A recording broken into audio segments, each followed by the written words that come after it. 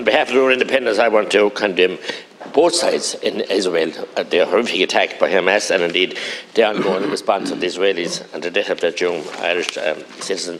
It's horrific. Taoiseach, I want to ask you, how come you had a budget this week and you didn't even mention that these workers that are going on strike this week and next week, forced to go on the picket line? They don't want to go on the picket line because they're the best carers out there looking after our elderly, vulnerable, sick children, wheelchair users, everybody else. And they're forced to go on the picket line in tears to get parity of esteem with their HSE colleagues who get €4 an hour extra, sitting doing the same work in the same settings. This is shocking. And with a budget that ignored it completely. This budget, I don't know what planet you're on, just ignore the fact of these workers and the impending strike. And you're going to force them out on the picket line to get basic human rights to parity of esteem in pay.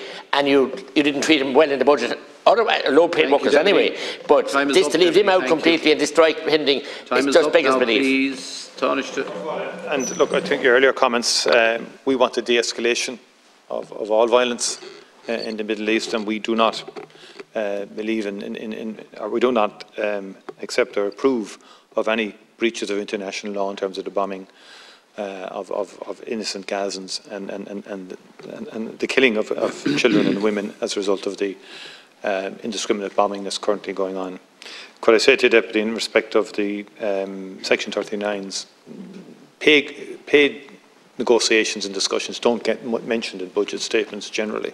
There's a public service pay agreement that is due and that will have to be negotiated with the unions. And likewise, in terms of Section 39s, you know that negotiations had taken place, an offer had been made, it wasn't deemed acceptable, so that's continuing and that will continue. We want to get it resolved.